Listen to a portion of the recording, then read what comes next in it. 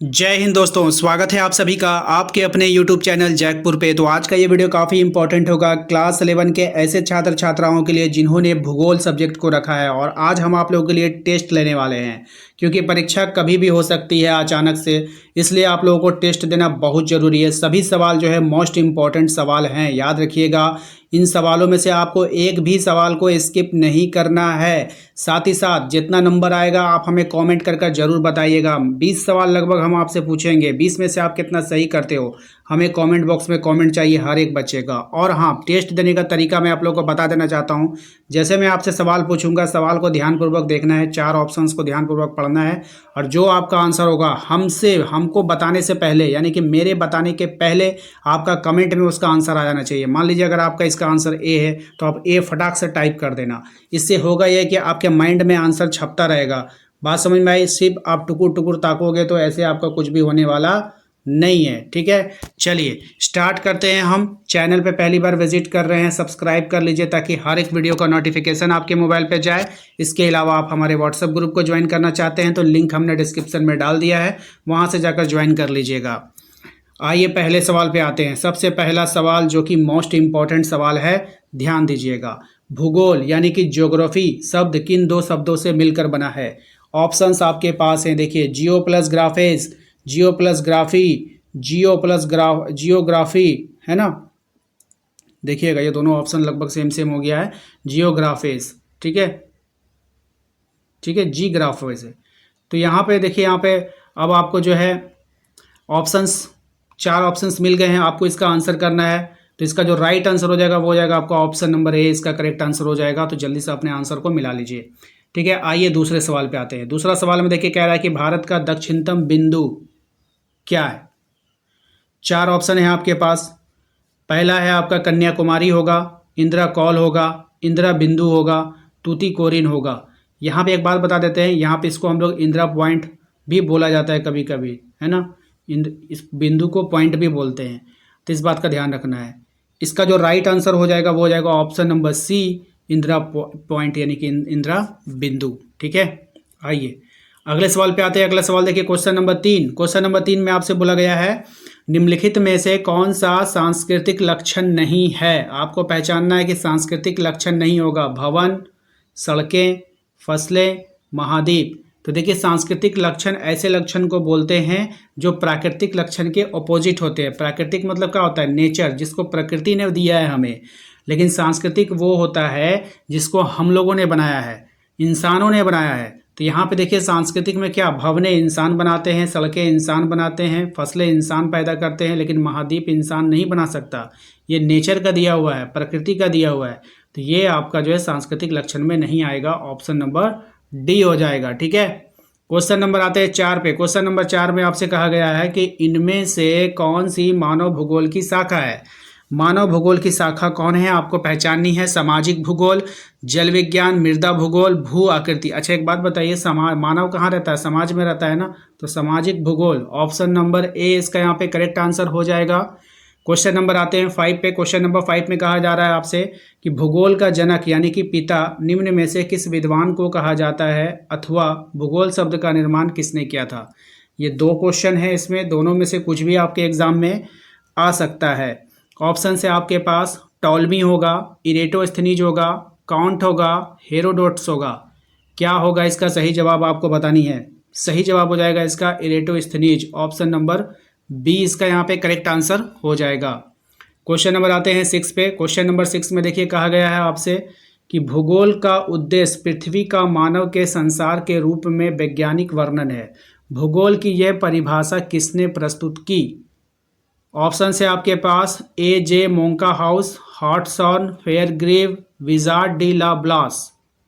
Correct answer option number D हो जाएगा, wizard डी ला ब्लास। ठीक है, क्वेश्चन नंबर आते हैं 7 पे। क्वेश्चन नंबर 7 में कहा गया है कि निम्नलिखित में से कौन सी भौतिक भूगोल की शाखा नहीं है?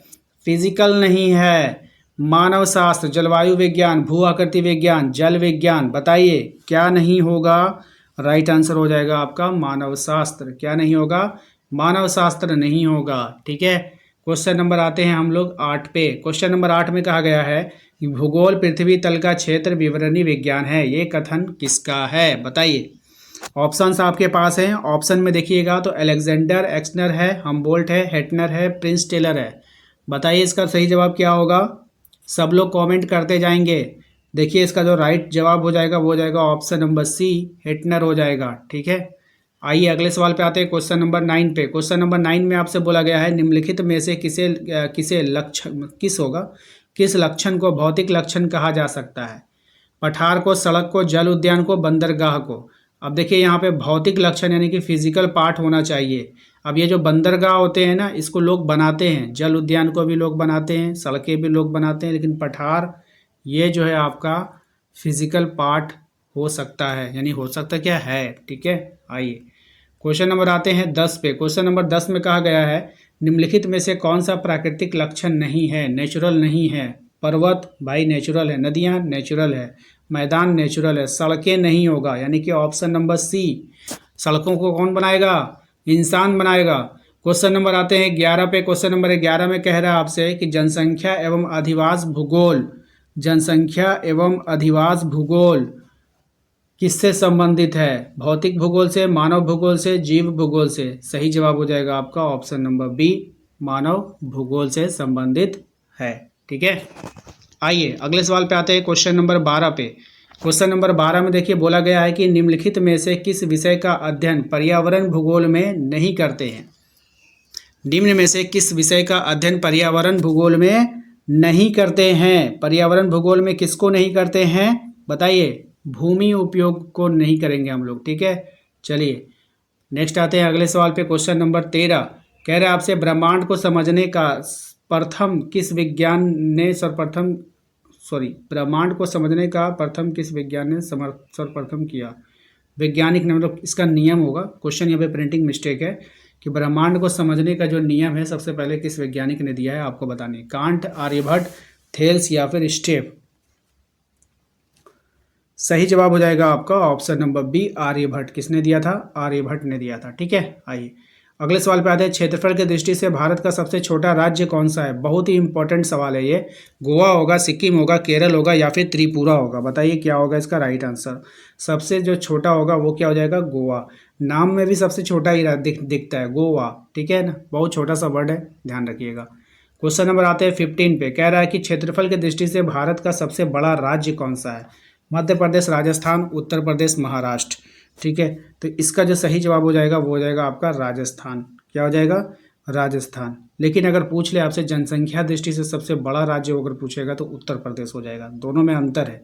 अगर आबादी के हिसाब से पूछेगा तो सबसे बड़ा उत्तर प्रदेश होगा, और एरिया के हिसाब से पूछेगा यानी कि क्षेत्रफल से तो राजस्थान हो जाएगा। ठीक है, आइए क्वेश्चन नंबर आते हैं 16 में। कहा गया है आपसे निम्नलिखित में से कौन से भारतीय राज्य की सीमा 3 देशों को छूती है? तो कौन से भारतीय राज्य की सीमा जो है वो 3 देशों को छुएगी? तो जम्मू कश्मीर की जो सीमा है वो 3 देशों को छूती है। क्वेश्चन नंबर आते हैं हम लोग 17 में। कहा गया निम्नलिखित राज्यों में से कौन सा राज्य बांग्लादेश से अपनी सीमा नहीं बनाता? कौन सा राज्य जो है वो बांग्लादेश के साथ अपनी सीमा नहीं बनाएगा? तो वो हो जाएगा आपका नागालैंड। नहीं बनाता है यानी कि ना, मना कर देगा, ना मैं नहीं बनाता, ना से नागालैंड। ठीक है, आइए अगले सवाल पे आते हैं। क्वेश्चन नंबर 18 पे देखिए कह रहा है निम्नलिखित में से किस राज्य की जनसंख्या सर्वाधिक है? अभी मैंने आपको बताया था किस राज्य की जनसंख्या सर्वाधिक है, तो उत्तर प्रदेश की जो जनसंख्या है वो सर्वाधिक है। क्वेश्चन नंबर 19 पे आइए। कह रहा है आपसे निम्नलिखित में से कौन सा देश क्षेत्रफल में भारत से बड़ा है? यानी कि कौन सा देश? चीन, फ्रांस, मिस्र या फिर ईरान? तो चीन जो है वो क्षेत्रफल में भारत से किससे है? भारत से बड़ा है, और जनसंख्या में भी भारत से बड़ा है, दोनों चीज़ों में। ठीक है, याद रखिएगा। भारत में कितने राज्यों से कर्क रेखा होकर गुजरती है? भारत के कितने राज्यों से कर्क रेखा होकर गुजरती है? मोस्ट इंपॉर्टेंट सवाल। तो ये 8 राज्यों से होकर गुजरती है, याद रखिएगा आप सभी। 8 राज्यों से होकर गुजरती है कर्क रेखा। ठीक है, तो अभी हमने आपसे 20 सवाल पूछा। सबसे पहले तो आप हमें ये बताओ कि 20 में से आपने कितना सही किया है। ठीक है, ये हो गया। एक सवाल एक्स्ट्रा है जो मैं आपसे पूछूंगा। ठीक है, इसका जवाब सब लोग आप लोग कमेंट में दो। ठीक है, निम्नलिखित में से कौन सा देश भारत की पश्चिमी सीमा को छूता है? कौन सा देश भारत की पश्चिमी सीमा को छूता है बताइए।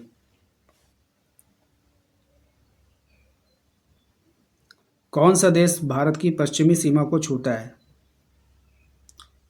चलिए 5 सवाल और आपसे पूछ लेते हैं, ठीक है, 25 कर देते हैं क्योंकि टाइम बहुत कम लगा है वीडियोस बनने में, तो मैं 5 सवाल और खींचने की कोशिश करता हूँ आप लोगों से। बताइए। तो चीन, नेपाल, भूटान या पाकिस्तान? तो पाकिस्तान हो जाएगा, ठीक है, याद रखिएगा। आइए अगले सवाल पे आते हैं। क्वेश्चन नंबर आता है 22 में, कह रहा है आपसे कि अगर आप एक सीधी रेखा में राजस्थान से नागालैंड की यात्रा करें तो निम्नलिखित नदियों में से कौन सी एक को आप पार नहीं कर पाएंगे? ठीक है, अगर आप राजस्थान से नागालैंड की यात्रा करते हैं तो ऐसी रास्ते में कौन सी ऐसी नदी आएगी जिसको आप पार नहीं कर पाओगे? बताओ। तो सिंधु नदी आएगी जिसको आप पार नहीं कर पाओगे। ऑप्शन नंबर बी हो जाएगा।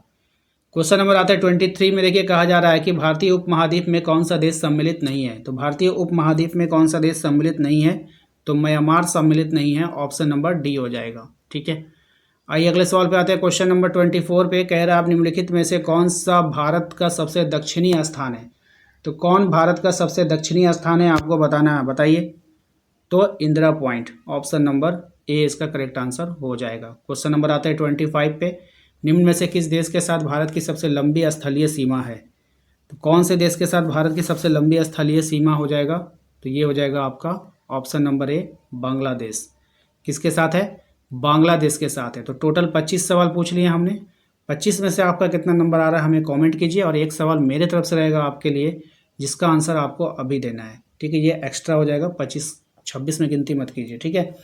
निम्नलिखित याम्योत्तर में से कौन सा भारत का मानक याम्योत्तर है? बहुत ही फेमस सवाल, इतनी बार एग्जाम में आया है कि मैं क्या बताऊं, ठीक है। सब लोग जल्दी से आप लोग अभी का अभी कमेंट करो कमेंट में, ठीक है।